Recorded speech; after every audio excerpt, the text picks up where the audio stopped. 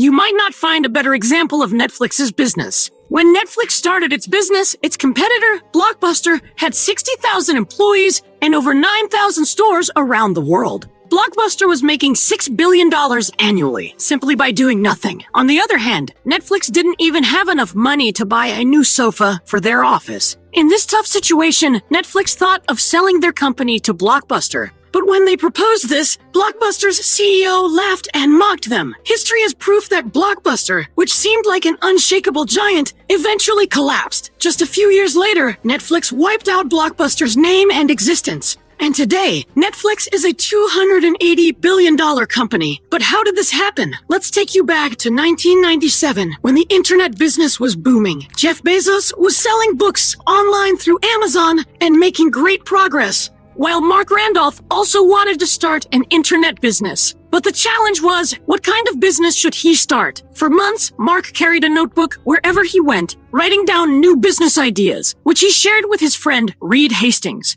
They had countless ideas, ranging from selling pet food to baseball bats. But Reed didn't like any of them. Reed wanted to start an internet business where customers would search for them once and then keep coming back. After many months of sharing ideas, they finally came up with one: videotapes. At that time, videotapes were the only source of entertainment, and people would go to their nearby Blockbuster store on weekends, spend hours selecting their movies, rent them, and if they didn't return them on time, they would have to pay a fine. When the idea came to them, Reed had a $40 fine to pay to Blockbuster for late return. Reed realized that the video rental industry needed a major change, and renting movies on the internet could be the solution. However, there was a problem. Video cassettes were heavy, and the cost of shipping them would be too high, and they could get damaged during transit. This was a major issue that threatened their business even before it started. A few weeks later, they learned about DVD technology through a tech magazine. DVDs were much lighter and cheaper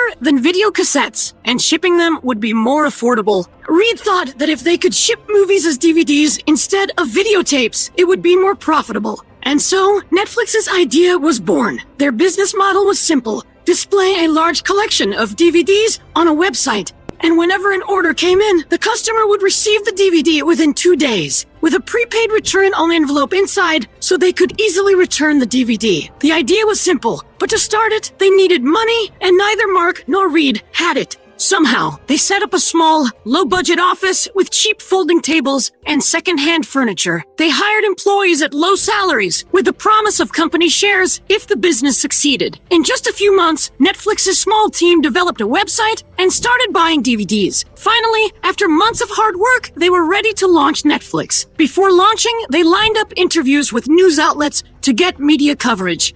On the morning of August 29th, 1997, right at 9 a.m., they went live with the website, and at the same time, they installed a bell that would ring with every new order. Mark placed the first order himself, and the bell rang for the first time.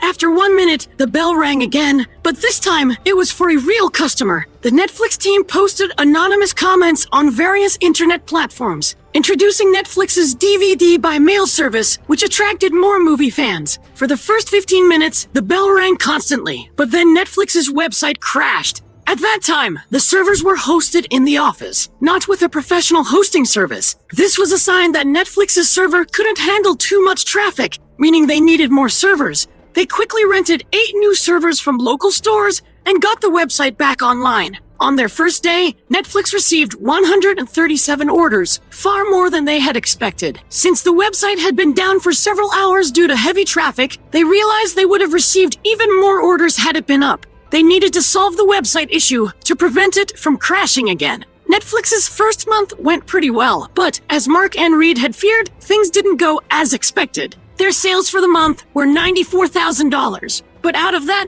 only $10,000 came from DVD rentals. Most people were not renting DVDs. They preferred to buy them outright. They offered customers 2 options: either purchase a DVD for $25 or rent it for $4. Mark and Reed wanted more people to use their rental service because a rented DVD would generate repeated profits as long as it wasn't damaged. They knew that the only reason they were selling DVDs at all was because there was no competitor in the market. One day, they got a call from Jeff Bezos. Jeff Jeff, who had already established himself in the online book market, now wanted to capture the DVD market as well. He wanted to buy Netflix to gain access to the DVD business. However, Mark and Reed were not interested in selling. They wanted to focus on renting DVDs, not selling them. So they shared the DVD selling portion of their business with Amazon. In exchange, Amazon would redirect customers wanting to rent DVDs to Netflix. This arrangement had its pros and cons. On one hand, Netflix gave up a part of the business that was generating income. But on the other hand, had Amazon not taken that portion, they would have entered the DVD rental market themselves, which would have put Netflix in direct competition. With this, Mark and Reed focused all their efforts on renting DVDs. They launched promotional campaigns, but these failed miserably. Netflix tried to partner with popular DVD player manufacturers like Toshiba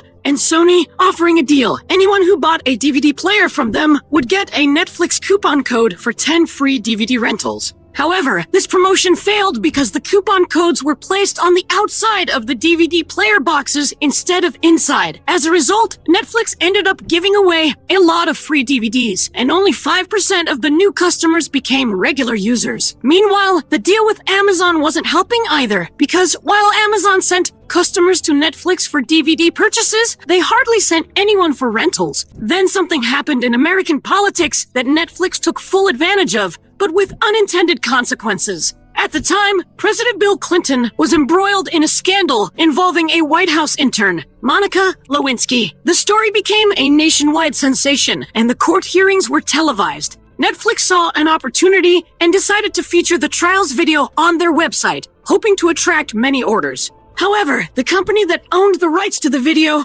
also dealt with adult films, and by mistake, they sent Netflix an adult movie DVD instead of the trial video. Netflix unknowingly shipped the DVDs to customers, and when the mix-up was discovered, they had to apologize, but the damage was done. This promotion ended up causing more harm than good. Up until then, Netflix's DVD rental idea hadn't been working, and every promotional campaign failed. At this point, Mark had an idea, one that would change everything. Netflix was doing the same thing as Blockbuster, renting DVDs. The only difference was that Netflix was doing it over the internet, while Blockbuster was doing it through physical stores. Mark thought, why not start a subscription service where customers would pay a fixed monthly fee and receive 4 DVDs at a time. This way, customers would always have DVDs, and they could return them whenever they wanted. Naturally, this would reduce late fees, and fortunately, this idea worked. On the first day of the promotion, 90% of the people who saw it subscribed to the service. These were the customers Mark and Reed had worked so hard for. As a result of the subscription model, Netflix's revenue started growing rapidly, and they began receiving regular payments from the same customers each month. On the other hand, Blockbuster, their biggest competitor, was still operating 9,000 physical stores and earning $800 million annually just from late fees. Netflix, on the other hand, had total sales of just $5 million. This was a huge difference. It became clear that Blockbuster's biggest enemy was itself. If Blockbuster had wanted, it could have crushed Netflix immediately, but their complacency led to their downfall. Blockbuster didn't take the internet business seriously because they were busy with their physical stores. They didn't realize that they needed to adapt to change. Netflix's owners understood that their business could only thrive as long as Blockbuster didn't start its own DVD by mail service. So they came up with a plan to sell their entire business to Blockbuster, getting a good price while continuing to work in the same industry. When they approached Blockbuster's CEO with this offer, the CEO just laughed at them. Mark and Reed realized that Blockbuster had no interest in buying Netflix, and they left empty-handed. Over time, Netflix's subscriptions continued to grow, but Blockbuster remained stubborn, refusing to believe that the internet business could last. By 2004, Blockbuster finally realized that customers were slowly flocking to Netflix, where they could get DVDs delivered to their homes. Blockbuster started its own DVD by mail service, but it was too late. It took Netflix 7 years to understand customer behavior and implement algorithms on their website to show customers only the movies they were interested in. Blockbuster couldn't catch up. In 2007, while Blockbuster was promoting its DVD by mail service, Netflix was working on launching video-on-demand streaming, eliminating the need for DVDs altogether. Netflix was the first to stream movies directly over the internet, and soon, people from all over the world were signing up. Meanwhile, Blockbuster was struggling and in desperation started removing late fees and even waived rewind fees on VHS tapes. Netflix was focused on improving the customer experience, and as a result, more and more customers began signing up. By 2010, Blockbuster filed for bankruptcy and was unable to recover. Blockbuster had been too slow to adapt to new technologies, which ultimately led to its demise, just like Nokia and Kodak when they failed to evolve with technology. Today, Netflix has over 13,000 employees around the world, with a value exceeding $300 billion and generates nearly $33 billion in annual sales. That's 380 times more than the amount Blockbuster was offered for Netflix. The last remaining Blockbuster store, which once was part of the 9,000-store empire, still exists in Oregon. It now serves as a tourist spot where people visit to relive the nostalgia of renting DVDs. We hope you liked this video on AniFoverse, and don't forget to like, subscribe, and leave a lovely comment. Bye!